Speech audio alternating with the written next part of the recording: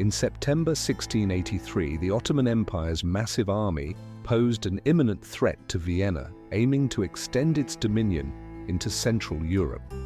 The city's defense, and indeed the fate of the continent, rested on the shoulders of a European coalition.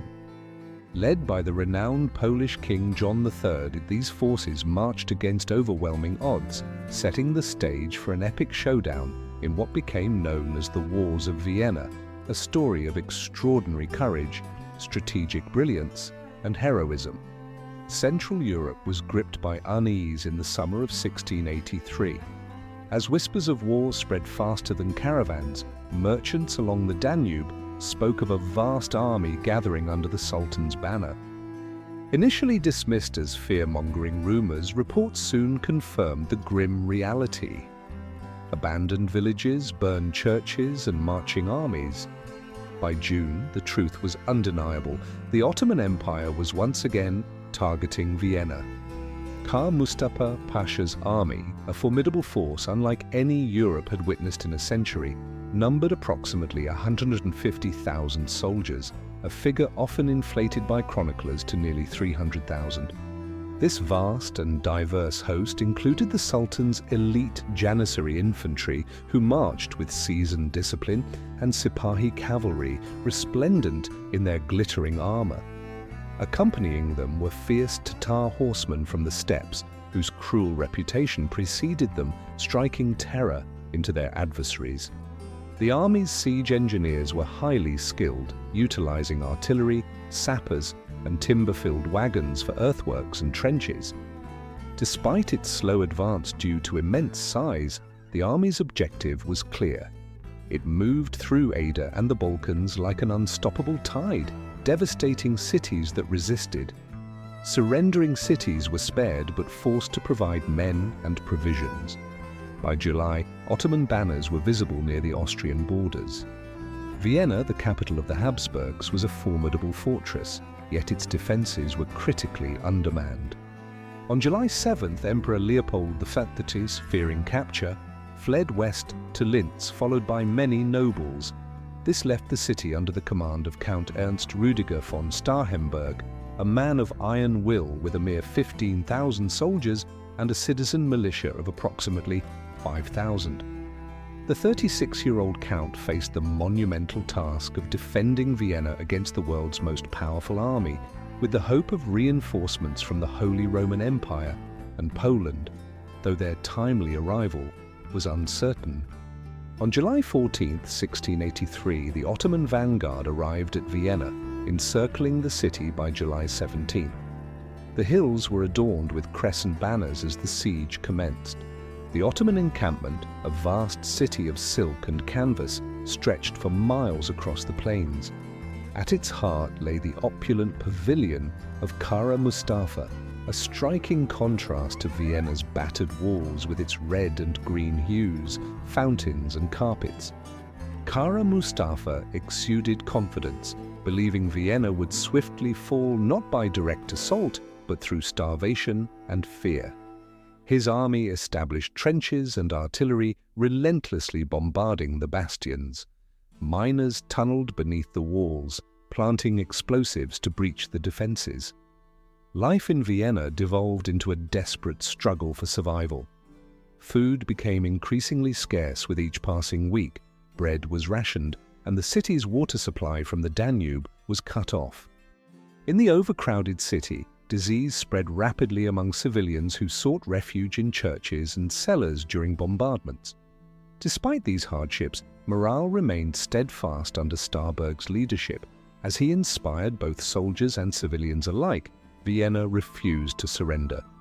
As the Ottomans advanced, the city's defenders launched sorties, destroying siege works and harassing sappers. Men, women, and children worked together to bring stones, water, and ammunition to the ramparts, fighting alongside soldiers. For nearly 2 months, the city held out against wave after wave of Ottoman attacks. Despite breaches in the walls caused by blasting and detonating mines, the defenders desperately plugged every gap with rubble, timber, and bodies. Kara Mustafa, however, hesitated to commit his entire army to a direct assault. fearing heavy casualties. He tightened the siege, confident that starvation would force Vienna to capitulate before any relief could arrive. Yet across Europe, the plea for aid had been heard, and a Polish king in the north was already preparing to march. The echoing thunder of Ottoman cannons against Vienna's walls was a desperate plea carried far beyond the city. Each explosion and urgent dispatch from the besieged fortress cried out to Christendom, "Help us, or Europe will fall." For Emperor Leopold I, who had hastily fled Vienna, the stakes were immense. If Vienna fell, the Habsburg heartlands, and with them the Holy Roman Empire itself, would be exposed. From Lindsey and Passau, he sent out fervent appeals to princes, dukes and kings across Europe. Initially, the response was tepid. Christendom had a history of failing to unite against the Ottoman threat, often consumed by its own rivalries. However, 1683 proved to be different. Pope Innocent XI answered Vienna's plea, viewing the siege not as a mere political conflict, but as a holy war, the most severe threat to Christendom since Constantinople's fall. From Rome, he declared Vienna's defense essential for Europe's survival, urging rulers to unite for a new crusade. Through diplomacy and financial pledges, Innocent XI successfully formed the Holy League, his most notable achievement being securing the commitment of Polish King John III Sobieski and his army to defend Vienna. Sobieski was no ordinary monarch.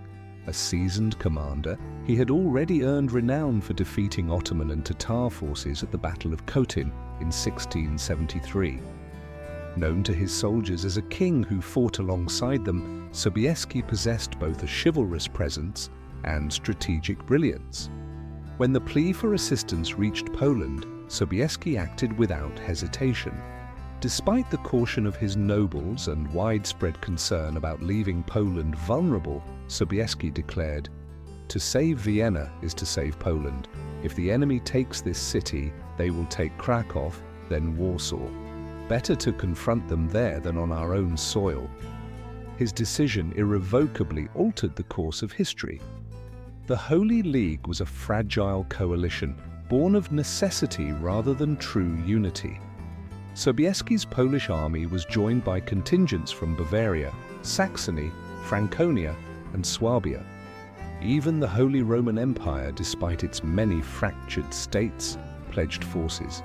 Together they formed a patchwork of European Christendom, usually divided, but now brought together by the looming threat.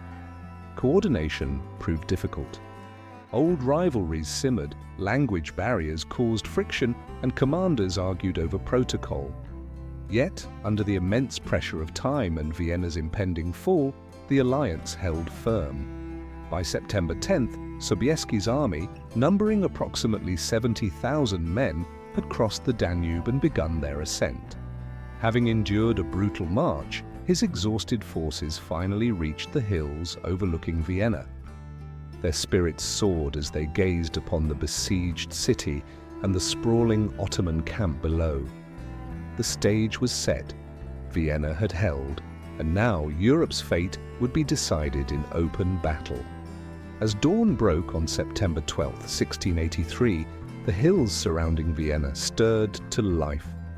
The fields and forests which for 2 months had witnessed the relentless siege were now poised to host an even greater event. The convergence of two colossal armies, one fighting for conquest, the other for survival. The air was thick with anticipation. In the valleys below, the crescent banners of the Ottoman Empire fluttered in the morning wind, their vast encampment resembling a second city. On the ridges above, the crosses of Christendom rose amidst the trees, where the relief army gathered to strike. The long night of siege was over. The day of battle had arrived. Grand Vizier Kara Mustafa Pasha was supremely confident of victory. His immense army, approximately 120,000 strong, comprised hardened Janissaries, Sipahi cavalry, Tatar auxiliaries, and contingents from across the Ottoman Empire. Siege works were already pressing against Vienna's battered walls, and the city's defenders were nearing their breaking point. When news arrived of a Christian relief force, Mustafa Pasha remained unperturbed, believing his army could simultaneously contain Vienna and repel the newcomers. His strategy relied on holding the high ground near the city and engaging his enemies in a battle of attrition. However, his overconfidence proved to be his downfall. He fatally underestimated the unwavering resolve of Vienna's defenders and the ferocity of the Polish king who was marching to their aid. From his vantage point on the Karenberg Ridge, King John III Sobieski surveyed the unfolding drama. Below the Ottoman camp, a sea of glittering tents and banners dominated the plains, stretching to Vienna's scarred and smoking walls. Though battered, the city still held. Sobieski knew time was critical. Vienna's fall was a constant threat. Yet he understood the imperative of patience. The Allied forces, Poles, Austrians, Bavarians, Saxons, and others, required precise coordination and timing. A premature strike risked their fragmentation. That morning, Sobieski rallied his commanders with fiery resolve. He impressed upon them that this was more than a battle for Vienna. It was a struggle for all of Christendom. Today, he declared, we fight not for crowns nor for territories, but for our faith, our families, and the survival of Europe. A roar of approval met his words, and the plan was set. The Allies would descend from the wooded hills, striking the Ottoman flanks and pushing toward the city. Meanwhile, Sobieski himself prepared to lead the greatest cavalry charge Europe had ever witnessed. The battlefield was a treacherous expanse. To the east, the Ottomans had fortified their positions around Vienna with trenches and siege lines, creating formidable barriers of earth and fire. To the north, dense woods cloaked the ridges, through which the Allied army had to advance. Although the terrain favored defense, Sobieski expertly turned it to his advantage, masking his movements until the opportune moment for attack. The Allied forces, nearly 70,000 strong, stretched across a wide front. On the left flank, Imperial troops under Charles of Lorraine pressed towards Vienna's northern defenses. In the center, German contingents pushed through the forests, engaging Ottoman outposts. On the right flank, hidden among the hills, Sobieski concealed his 20,000 Polish cavalry, poised for the decisive strike. Meanwhile, the Ottomans surged out to meet them. The Janissaries, in their tall white headgear, advanced with discipline, drums pounding and war cries echoing. Cavalry units wheeled across the plains while Tatar horsemen darted like shadows along the flanks. By midday, the clash was in full fury, with cannons thundering from both sides.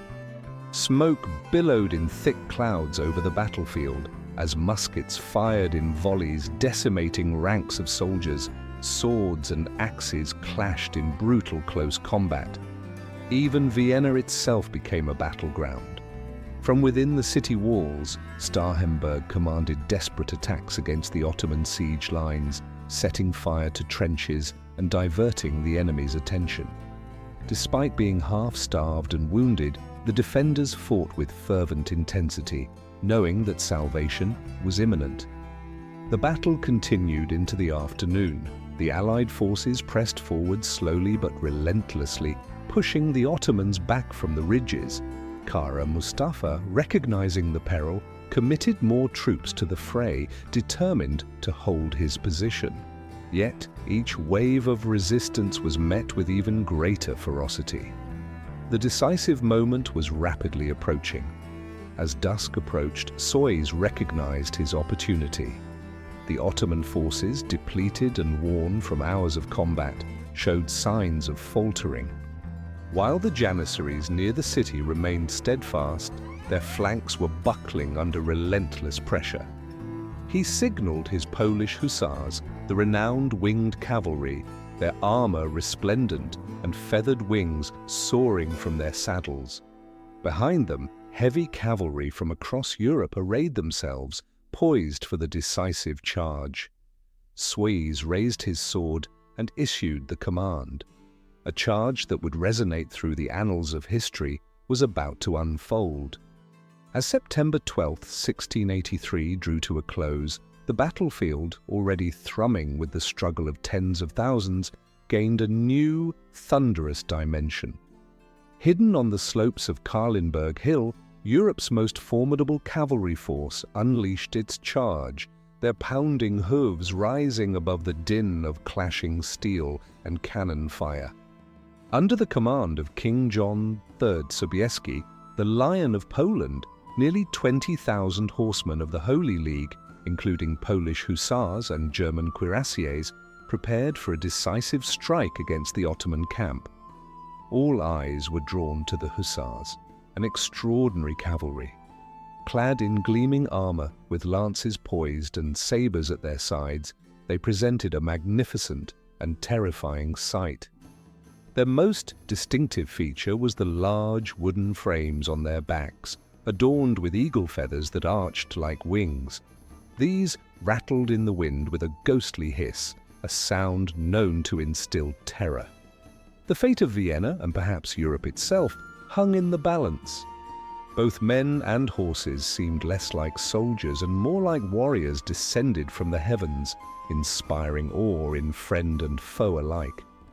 Soise, a king who disdained watching from afar, personally commanded the right flank, placing himself at the tip of the spear, a daring charge few monarchs would attempt. The battlefield had reached its critical point. The Allied infantry relentlessly pressed the Ottoman lines, pushing them back toward their camp. Yet, victory was not assured. The Janissaries near the city walls fought with unwavering discipline, holding their ground even as the tide turned against them. Soise recognized the need for one decisive blow to shatter the enemy's will. Raising his sword, he rallied his men with a fervent cry, "In the name of God and the Blessed Virgin, charge for Vienna, charge for Poland, charge for Christendom." The thunder of hooves echoed across the valley as the cavalry surged forward, a deafening charge accompanied by sounding trumpets and a shaking earth. Dust rose in great clouds, sunlight flashing off armor and lances as the horde of horsemen gained speed. From the ridges of the Kainberg, they poured down in unstoppable, furious waves. At their head, Sobieski spurred his horse to a full gallop, his standard raised high. The Hussars leveled their lances, their wings whistling through the air. The Ottomans looked up in shock. For hours they had battled the infantry, never expecting a cavalry strike of such magnitude. Kara Mustafa's soldiers tried to form defensive lines, but it was too late. When the Hussars crashed into them, it was like a thunderbolt from the sky. The sheer weight and momentum of the charge smashed through the Ottoman ranks. Lines of Sipahi cavalry buckled under the impact, scattered like leaves in the storm. Infantry formations crumbled, their ranks torn apart by lance and saber. The Hussars drove deep into the heart of the Ottoman camp, their ferocity unmatched. Allied cavalry followed, exploiting the breach. German and Austrian horsemen swept into the fray, cutting down enemies and driving them into panic. That morning's confident Ottoman lines dissolved into chaos as Sobieski's forces cut straight to Kara Mustafa's command post. The Grand Vizier fled in haste, his army collapsing around him. What began as a triumphant siege ended in a rout. From the city walls, Vienna's defenders watched in awe as the winged horsemen stormed through the Ottoman camp, scattering the enemy in terror. Cheers erupted from the battered garrison as the truth became clear. Vienna had been saved. As dusk fell, the once mighty Ottoman army was in full retreat, abandoning cannons, tents, and supplies in a desperate flight eastward. Kara Mustafa's grand gamble had failed. The gateway to Europe remained closed, and at its heart stood Vienna. The sun dipped low over the Viennese plains, marking the end of the largest and most decisive cavalry assault in European history, the Charge of the House. The battlefield, once a scene of brutal clash, transformed into a theater of chaos. The mighty Ottoman army, once disciplined and formidable, faltered under the relentless pressure of Sobieski's allied forces. Hours before, the Janissaries had stood firm. Now, rows of fleeing soldiers tore through the camp, abandoning tents, cannons, and supplies. The streets of Vienna and the surrounding fields echoed with the pounding of hooves and the cries of both victors and vanquished. Grand Vizier Kara Mustafa Pasha fled in disarray, his command structure in ruins.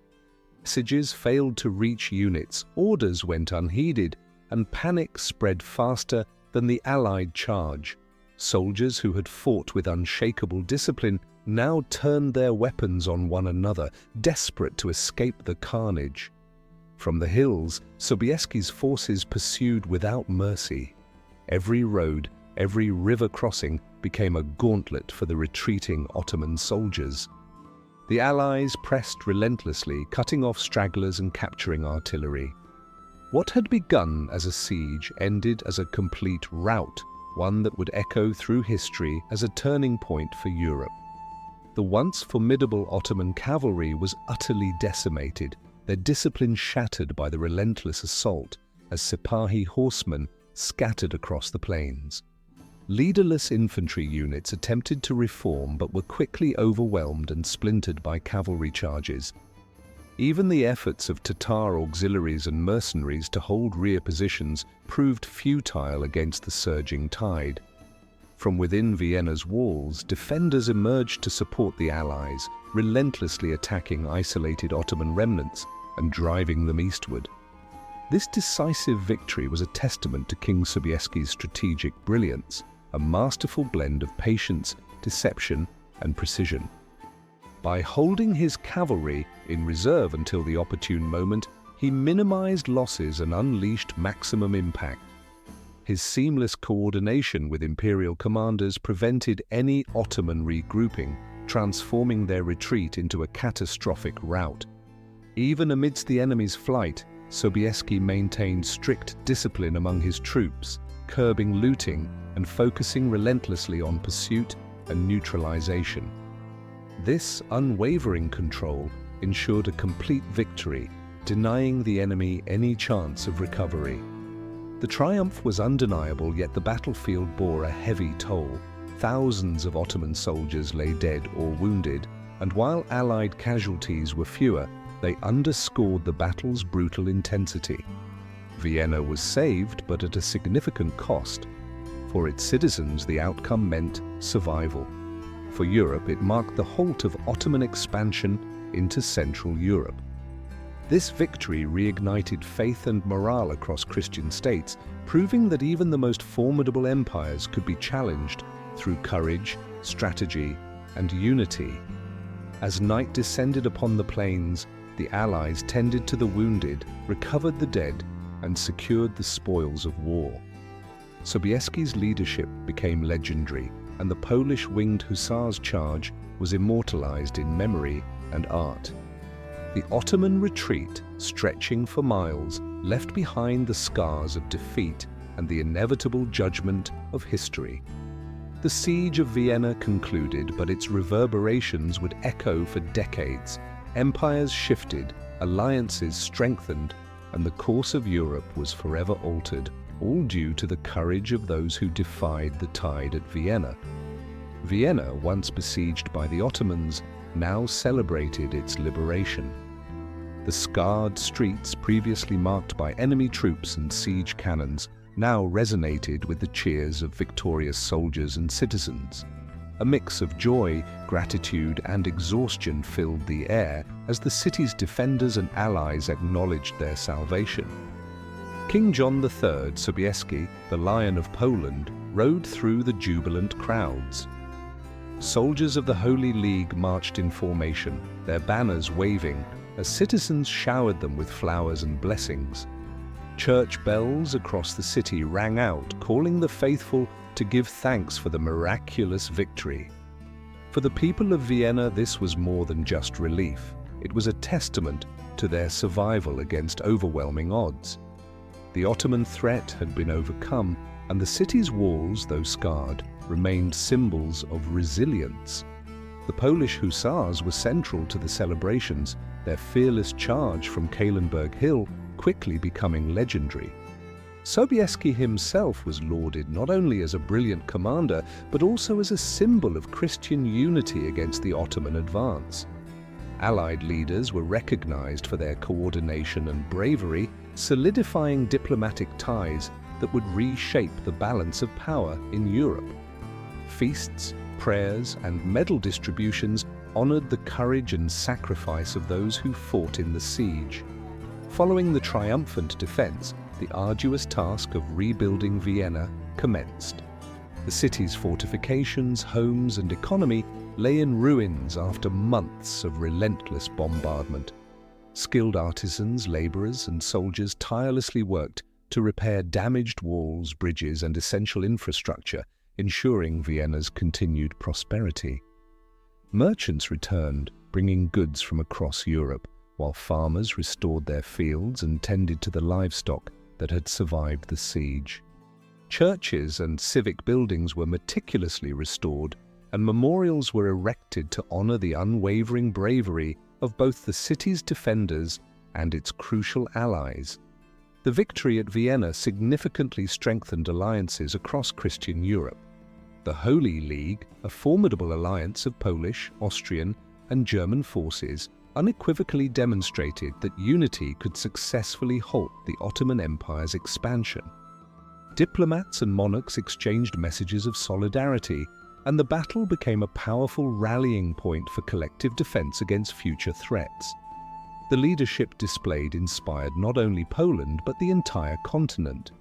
Europe had witnessed firsthand how courage, strategic planning, and unwavering cooperation could overcome seemingly insurmountable odds, a profound lesson that would resonate for generations to come.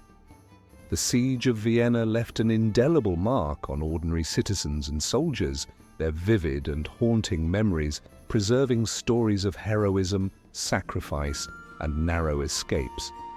These recollections ensured the battle's legacy lived on, not just in official histories, but in the hearts of those who endured it. Despite the city's celebrations, there was a somber acknowledgement of victory's cost, with the dead and wounded honored through prayers and memorials. The enduring lessons of resilience, courage, and unity would profoundly shape Vienna's future, enabling the city to withstand forthcoming challenges. By winter, Vienna had largely recovered its vitality. Fortifications were mended, alliances fortified, and the siege transformed into a powerful symbol of hope and determination. Europe, inspired by the defenders' bravery and King Sobieski's decisive leadership, watched in admiration. The rebuilding and celebration of Vienna represented more than mere restoration. They marked the dawn of a revitalized Europe, now equipped to withstand threats and safeguard its populace. The triumph at Vienna guaranteed the future not just of a city, but of an entire continent. The Battle of Vienna's impact extended far beyond the city's confines.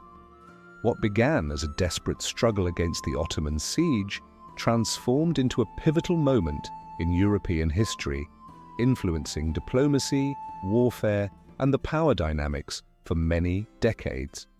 The battle's legacy was evident in politics, military strategy, culture, art, and the collective memory of Europe.